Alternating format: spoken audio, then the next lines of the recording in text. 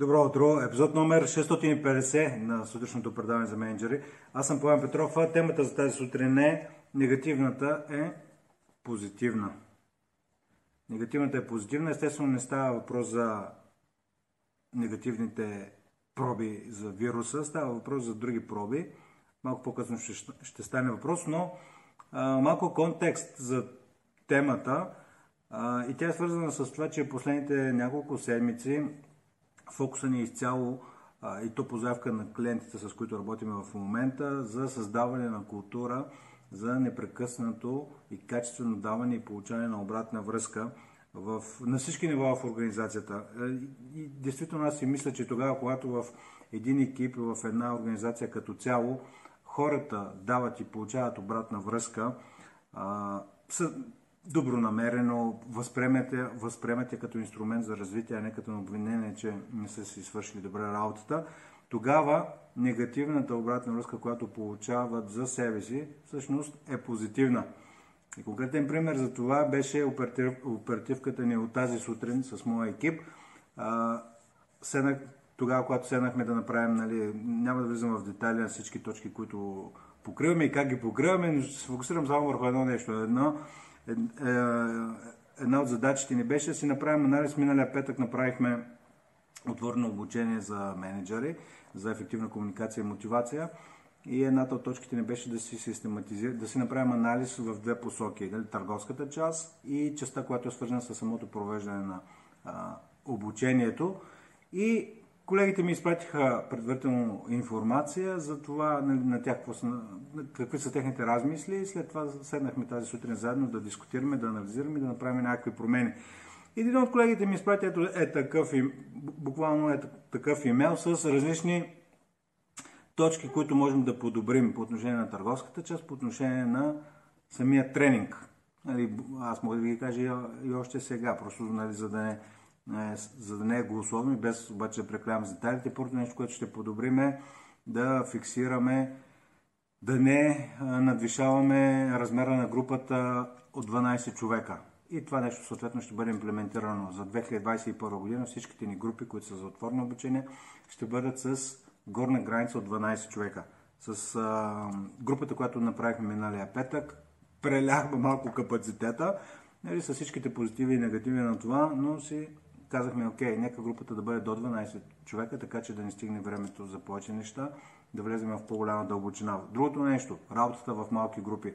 Изключително полезно е на хората, особено които са от различни компании, да се опознаят. Това са част от обратните връзки, които получихме. Имаше представители някъде на 7-8 компании в последното обучение. Така че, за да имаме това разнообразие, този букет от различни опитности на менеджери от различни индустрии и различни компании, и в същото време имаме ограничение от 12 човека, това означава, че трябва да сложим лимит на колко хора могат да се запишат от една компания. Така че за следващото обучение, което непосредствено предстои през януари, ще има лимит от максимум 3 човека от една компания. Така че да осигурим това нещо, което хората отчитат като силна позитивна среда, черта на обучението, е работата в голямата група и в малки групи с хора, които са на сходни позиции, но от буквално различни географски райони на страната, но борейки се с различни предизвикателства, които са свързани с работата с хора. Така че и последното нещо, което ще променим, е да увеличим големината на броя, по-скоро продължителността на дискусиите, тогава когато хората работят в по-малки групи, а не в голямата. И още други неща, но да не влизам в прекалено много детайли.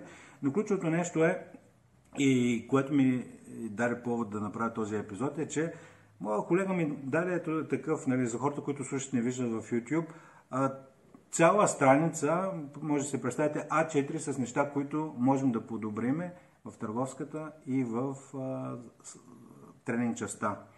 И накрая, минавайки точка по точка, какво ще направим, кое има смисъл, кое няма смисъл, и накрая каза, ами аз от всичките тези неща, които съм написал, няма нито едно позитивно. Казах, не, точно обратното. Тоест, фокусът е, че какво трябва да се промени. Тоест, предложение, че нещо не е окей и трябва да бъде променено. И аз казах, не, всъщност, точно обратното. Всичките тези негативни в дебели въздушни кавички, всички тези негативни неща, които се учил, че сме свършили, за мен са позитивни. Защо са позитивни? Защото виждам, че благодарение на тях можем следващото обучение да го направим още по-добре, последващото още по-добре и така нататък и така нататък. Но ключовото е нещо, което става въпроси в някои от обученията за даването и получаване на обратна връзка и тя да бъде добронамерна. И аз въобще не съм регистрирал всичките тези неща, за които не съм свършил добре, като негативни.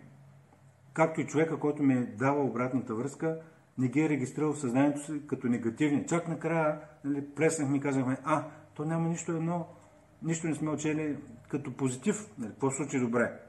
Естествено, но си дадох сметка, че именно тогава, когато работите в среда, в която фундаментът е добронамерен и се търси какво може да бъде подобрено, това естествено не означава нон-стоп да се фокусирате само върху нещата, които трябва да бъдат подобрени. Отделно съм правил подкасти по тази тема, да се стартира с това какво се случи добре, но преживявайки начин, по който ние свършихме и реално преминаваме по различните задачи в оперативката, в един момент се дава сметка, че се стига в състояние, в което на негативната обратна връзка всъщност се превръща в позитивна.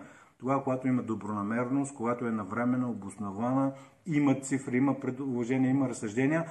И другото, което има, е липса на его. Липса на това другия човек да докаже, че аз бъркам, нито пък аз имам желание да докажа, че аз съм прав. И когато различните страни седнат и дискутират нещо, което може да бъде подобрено, всяка негативна обратна връзка всъщност е позитивна. Всяка негативна обратна връзка се превръща в позитивна, защото тя дава храна за размисъл. Тогава, когато всяка страна е отворена да чуе мнението на другия, да разсъждава, да се обоснове, всеки е готов да си промени мнението тогава, когато вижда, че нещо друго е по-смислено. Аз съм готов да си променя мнението, когато е нещо по-смислено. Колегата, който ми дава обратна връзка и всъщност всички колеги, които ми дават обратна връзка, не се прикрепят към това, че аз трябва да променя нещо или ние всички трябва да променим. Не. Аз си казвам от моята перспектива, дискутираме го и продължаваме напред. Много дори е трудно да го опиша в думи, начинът по който е енергията, която се създава тогава, когато всичките тези неща ги има. Добронамереност, фокус върху това какво можем да подобрим всеки на индивидуално ниво и общо като екип. И тогава действително негативната обратна връзка е позитивна. Силно позитивна бих казал, защото тя е като подадена ръка. Това нон-стоп говорим как хората да гледат на негативната обратна връзка като позитивна. Може би просто трябва да минат няколко седмици, месеци, да не кажа години, в това нон-стоп да се стартира от това място, че това нещо, предложението за промяна или подобрение не е обвинение, че някой не се е свършил работата. И то е едно да се каже, докато се случи на практика, хората действително да не го получават, да не го приемат като обвинение, че не са свършили добре работата. Просто има един основен начин и с това ще завърша днешния епизод. Ежедневно дава една обратна връзка. Във всички аспекти. Ежедневно даване на обратна връзка, ежедневно търсене на обратна връзка, без това да се превръща в цел, но просто ето това е. Говорейки за култура на обратна връзка, културата е нещо невидимо, но в същото време се усеща.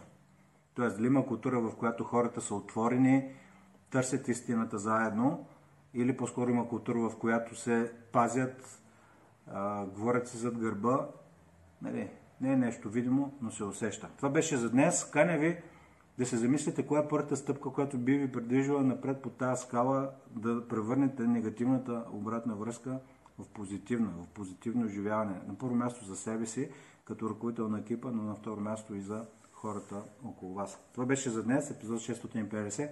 Хубав ден и пожелавам и до скоро.